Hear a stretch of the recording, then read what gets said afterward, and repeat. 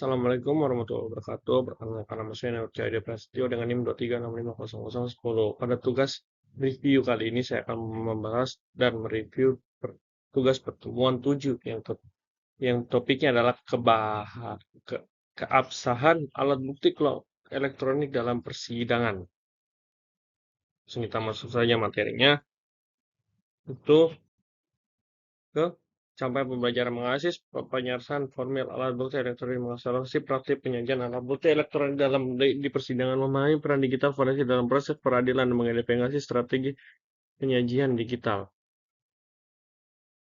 Sistem elektronik yang memenuhi syarat persyaratannya adalah sistem elektronik harus memenuhi pasal 15 dan 16 UU ITE. Konsekuensi jika sistem andal kualitas pilihan penyaji bisa digunakan bentuk asli atau hasil cetak. Pertimbangannya apabila dengan kemudahan proses. Persyaratan alat bukti elektronik 1 berdasarkan pasal 5 ayat 4 UU ITE, pengecualian informasi dokumen elektronik tidak sah untuk syarat yang memenuhi buat secara tertulis. Surat dokumen harus dalam bentuk fakta dan notaris jabat. Persyaratan alat bukti elektronik 2 berdasarkan pasal 24 UU ITE ayat 3, pengolahan isinya itu penyitaan sistem elektronik harus dengan izin ketua pengadilan negeri. Pasal 4, penggeledahan dan penyitaan harus jaga kepentingan pelayanan hukum, prinsip perlindungan hak privasi versus kebutuhan pembuktian. Contoh bentuk asli lebih baik kasusnya adalah isinya adalah perampokan terekam CCTV, buktinya adalah rekaman video digital. Alasannya bentuk video asli lebih baik, pemuatan gambar bergerak pada memudahkan pemahaman fakta hukum. Hasil cetak butuh banyak kertas dan digital mungkin hilang saat konvensi. Contoh, hasil cetak lebih baik, kasus pemerasan visa SMS SMA, bukti pemerasan seks digital. Alasan hasil cetak lebih baik adalah SMS digital pada sel tuliskan elektronik cukup periksa integrasi ketersediaan elektrik kan. Tidak perlu dapat dan dengan hemat waktu dan biaya presentasi. Kemudian digital forensik dalam rantai pembuktian pengumpulan, legalitas privasi di internet, analisis eksperimental dan presentasi administrability.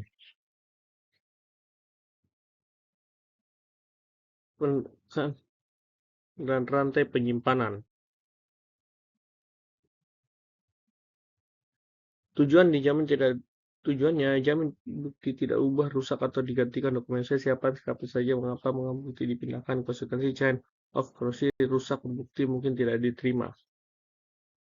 Event of corruption ini adalah contohnya yang ada di sini. Kemudian selanjutnya hasil menjaga integritas sejatinya, definisi nilai untuk hasil perhitungan dan algoritma terhadap file data fungsinya seperti sidik jari digital, perubahan sekecil apapun ubah hash, algoritma umum MD5SH, SH256, contohnya file A.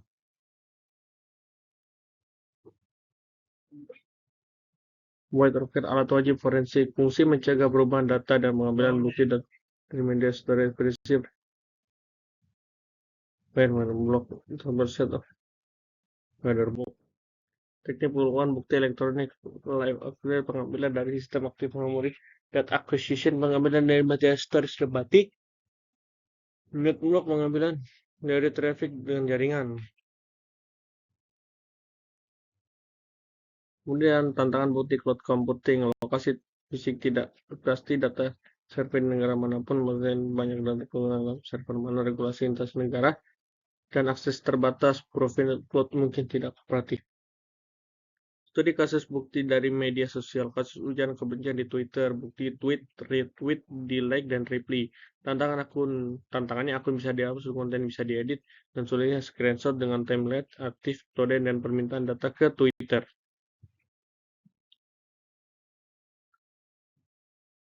Permohonan aksi digital forensik kualifikasi CVC, CHE, CHFI, dan NCE pengalaman pendidikan. Tugasnya dalam persidangan menjelaskan metode pengumpulan dan analisis, membuktikan integrasi bukti, penerjemahan istilah teknis, bahasa suku, jawab pertanyaan jaksa, pengacara hukum, dan hakim. Kemudian, presentasi elektronik di persidangan, strateginya efektif, simplicity, visualisasi, demonstrasi, kolaborasi, dan submesi. Promosian presentasi bukti digital jobs terlalu banyak istilah teknis, sign off-nya dokumentasi tidak lengkap, tools dan hanya andalkan satu tahap verifikasi, ideologi dan media tetap analisis informasi tersembunyi dan present format tidak user delivery dengan hakiki. Kemudian diskusi kelompok ini adalah tugas diskusi kelompoknya yang dimana pembobolan data.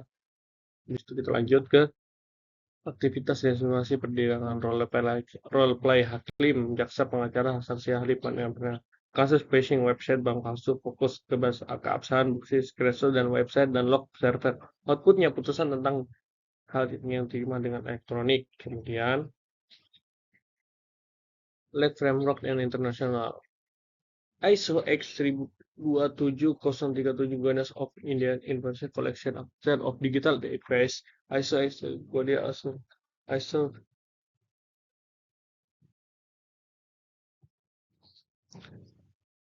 tren digital forensik di masa depan, AI, machine learning, otomatisan dan big data, IoT, forensik bukti data smart device, blockchain, blockchain, pelacakan transaksi, kriptonya bukan collaboration dan framework internasional. Kemudian rangkumannya, keabsahan alat bukti elektronik tergantung dari penggunaan syarat formil dan materi, pemilihan bentuk asli serta berdasarkan efektivitas dan presentasi. Digital forensik dan chain komunikasi krusial untuk integrasi bukti presentasi bukti digital harus disesuaikan dengan audiens hakim non teknis. Itu saja yang saya bisa jelaskan dari tugas review PPT pada tugas pertemuan 7 kali ini. Lebih dan kurangnya mohon dimaafkan. Wabillahi taufiq wal hidayah. Wassalamualaikum warahmatullahi wabarakatuh.